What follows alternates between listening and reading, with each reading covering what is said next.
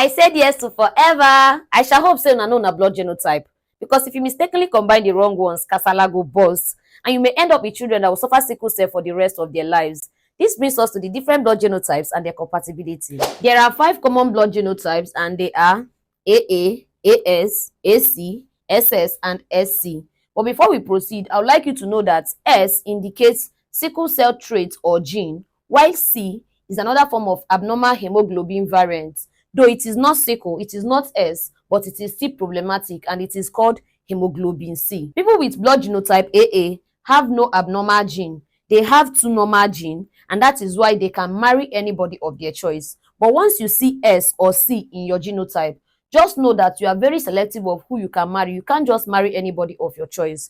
People with blood genotype AS, they have 1 normal gene, which is A, and 1 sickle cell gene, which is S. But they are usually healthy, just that they can transfer this S to their children.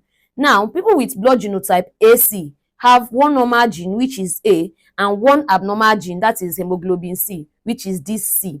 They are almost the same thing like this AS because they are usually healthy. It is harmless. AC is harmless, but the problem sets in during marriage depending on who they marry. Now, people with blood genotype SS, they have 2 abnormal genes. That is, they have 2 sickle cell traits or 2 sickle cell genes, and they are considered as the most dangerous form of sickle cell disease. Now, people with blood genotype SC have 1 sickle cell gene and 1 hemoglobin C gene. This SC is another form of sickle cell disease, though they are not as severe as SS, but they are still very dangerous as well. Now, let's talk about compatibility rule. Let's find out who can marry who and who cannot marry who. AA can marry all.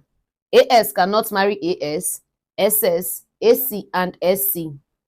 AC cannot marry AC, AS, SS, and SC. SS cannot marry SS, AS, AC, and SC. SC cannot marry SC, SS, AS, and AC. AS, AC, SS, and SC can marry AA. Now, if you want to know the chances of what your children may look like, that is the genotype that they are likely to inherit from you and your partner, then that is where genotype cross-matching comes in. For example, if AS should marry AS, cross-matching, we have that the first child is going to be taken from the first A here to the first A here. We have AA. Take from the first A here again to the second one here. We have AS.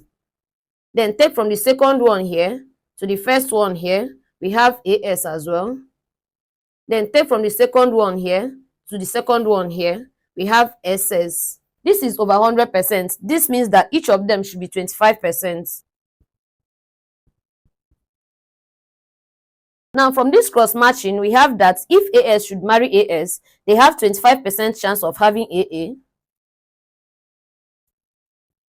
And then they have 25 plus 25 is 50. So they have 50% chance of having AS.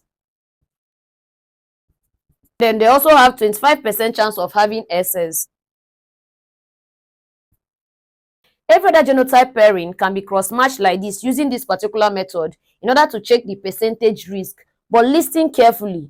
This cross-matching is about probability and does not follow a particular sequence. It does not mean that your first child is going to be AA and your second child will be AS and so on and so forth. No, each pregnancy is like rolling a dice. And you know, when you roll a dice, you can't really tell the particular side you are going to get.